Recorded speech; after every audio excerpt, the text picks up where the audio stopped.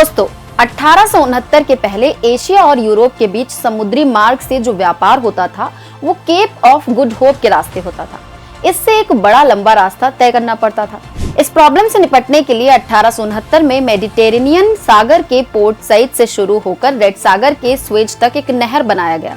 इससे समुद्री सफर के समय और खर्च में कमी हुई और वैश्विक व्यापार में तेजी आई। ये विश्व के व्यापार के लिए एक रणनीतिक धुरी है जो कई देशों की अर्थव्यवस्था को जोड़ती है।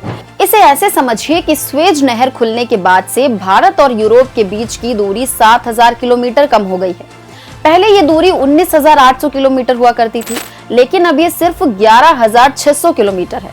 हालांकि अभी भी स्वेज नहर के जरिए एशिया और यूरोप के बीच व्यापार में औसतन 17 से 21 दिन लगते हैं। लेकिन अब एक ऐसा प्रोजेक्ट स्टार्ट किया जा रहा है जिससे ये टाइमिंग घटकर महज 7 दिन रह जाएगी। यानी एक ऐसा प्रोजेक्ट जो दुनिया की सबसे व्यस्त और महत्वपूर्ण स्वेज नहर को चुनौती देने के लिए तैयार है।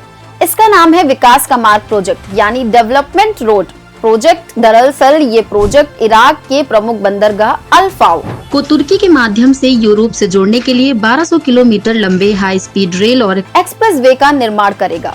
इसका उद्देश्य इराक के बुनियादी ढांचे को बेहतर बनाना और वैश्विक व्यापार व परिवहन में क्रांति लाना है। हालांकि स्वेज नहर समुद्री मार्ग से एशिया और यूरोप को जोड़ती है, जबकि विकास का मार्ग लैंड ट्रांसपोर्ट का इस्तेमाल करेगा। इसके अलावा स्वेज नहर में लगने वाले भारी ट्रैफिक और अन्य खर्चों की तुलना में विकास का मार्ग सस्ता और तेज विकल्प साबित हो सकता है।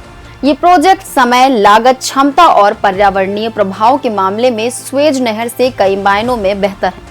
समय की बचत के लिए ये मार्ग व्यापार को तेज गति देगा, जिससे कंपनियां और व्यापारी अपने उत्पादों को जल्द से जल्द बाजार तक पहुंचा पाएंगे।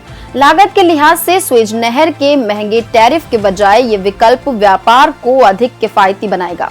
क्षमता की बात करें तो स्वेज नहर पर ट्रैफिक जाम और देरी की समस्या है, जबकि विकास का मार्ग रेल और सड़क के विकल्प देकर व्यापार की गति को दोगुना करेगा। पर्यावरण के संदर्भ में समुद्री जहाजों की तुलना में ये मार्ग कम प्रदूषणकारी साबित होगा।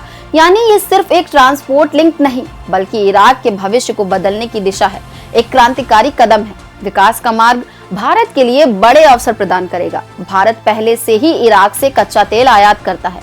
ये नया मार्ग ऊर्जा आयात को सस्ता और तेज बनाएगा। साथ ही भारत के यूरोप और पश्चिमी एशिया के साथ व्यापार में तेजी आएगी।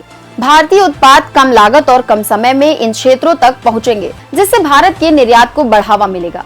इसके अलावा ये मार्ग भारत को वैश्विक सप्लाई चेन में अपनी भूमिका मजबूत करने का मौका देगा।